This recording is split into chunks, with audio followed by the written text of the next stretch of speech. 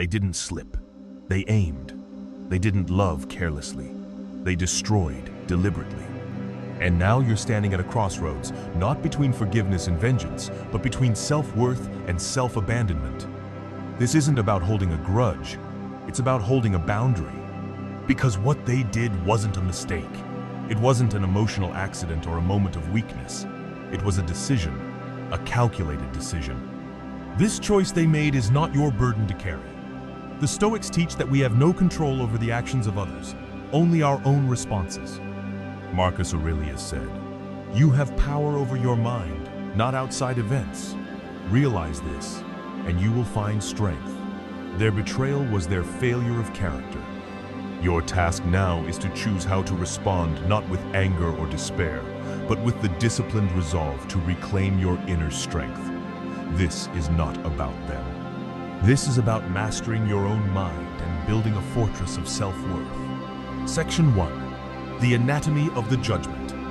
Betrayal is an external event. Like any external, it is, in itself, neutral. The pain comes from our judgment about the event. When someone you trust acts without virtue, it attacks your perception of reality. It feels like a unique kind of injury because it comes from a person you judge to be a protector. But we must separate the act from our opinion about it. Epictetus taught, it's not things that disturb us, but our opinions about them. Their choice was a calculated act, a reflection of their character, not a measure of your worth. In the chaos that follows, it is a common failure of reason to turn the blame inward, to ask, what did I do wrong? Or, how could I have been so blind? This is a false judgment. You are never responsible for another's lack of integrity. The responsibility for the betrayal lies solely with the person who chose it, shifting your perspective from, what is wrong with me, to what judgment am I making about this external event, is the first critical step toward finding strength. Section 2. The agitation. Why the judgment sticks. So why does this judgment have such a powerful grip on us? It is because betrayal attacks your most important faculty, your own discernment. Your mind, in an attempt to protect you from future harm, can become obsessive, replaying conversations and scrutinizing memories for evidence it missed. This is the mind operating without discipline. This constant mental replay erodes your trust in the one thing you control, your own reason. You begin to doubt your judgment, your intuition, and your ability to see the world clearly. This loss of self-trust is the most dangerous consequence of the betrayal. It creates a state of chronic inner turmoil where you feel hyper-vigilant and disconnected from your own ruling faculty. This is not a flaw in your character, but it is a battle that must be fought and won internally. So what do you do? How do you escape this painful loop and reclaim your sense of self? It begins with another choice. Just as they chose to betray, you must now choose to master your inner world. This journey is paved with intentional, disciplined steps. Section 3. The choice to rebuild. Rebuilding is not about pretending the event did not happen. It is about deciding that your judgment about the event will no longer control you. It is a deliberate and active process of applying reason. 1. Acknowledge reality without surrendering to it. Anger, grief, confusion. These are impressions. The Stoics teach us to examine them, not be carried away by them. Acknowledge the reality of the pain, but do not grant it power over your reason. As Seneca reminds us, we suffer more in imagination than in reality. Use a journal not to vent emotion, but to dissect your thoughts. See them on the page and analyze them with logic. 2. Correct the false narrative. The judgment that says, I am worthless, or this is my fault, is a poison to the soul. It is an irrational conclusion based on another person's failure. You must fight this with reason. Make a logical inventory of your virtues, your resilience, your accomplishments. Let your actions prove your worth to yourself. An affirmation is useless without action. The statement, their choice does not define my value, must be a conclusion you reach through disciplined thought, not a hollow mantra. Remember, the betrayal was about their lack of character, not your lack of worth. 3.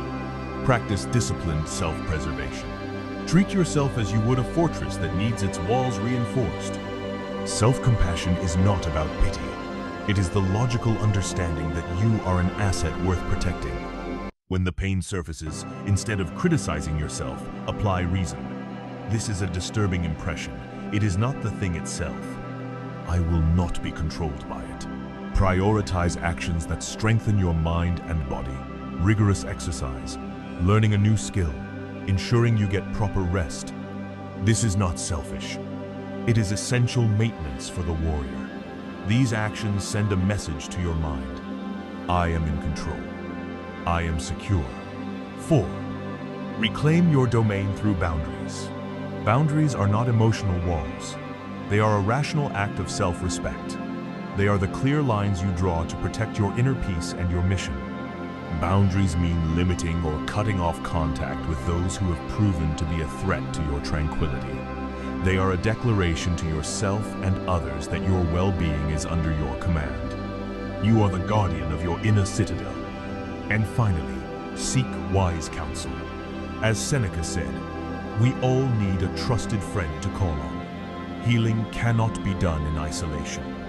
But share your struggles only with those who have earned your trust, those who offer reasoned perspective, not mere pity, and who remind you of your own strength. This support network is an anchor, holding you steady as you navigate the path back to self-mastery. This journey requires discipline, but you do not have to walk it without guidance.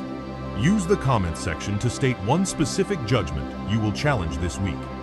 Your discipline might be the example another person needs to see. If you found value in this, subscribe for more ancient wisdom for the modern mind. Drop a comment. Which of these steps will you implement first? The person who betrayed you made a choice. That is an unchangeable fact of your past. But it is only one external event. It is not your identity. You are the author of your character. Their betrayal was a moment in time. Your self-worth is a lifelong discipline. You have power over your mind. You can choose to fortify it, to defend it, and to build it into something unbreakable. This process is not about revenge or even forgiveness. It is about something more profound. Resurrection. It is about taking the external blow and using it to forge a stronger, wiser, and more virtuous version of yourself. Their betrayal was a choice. Now, your response, your worth, and your future are yours to command.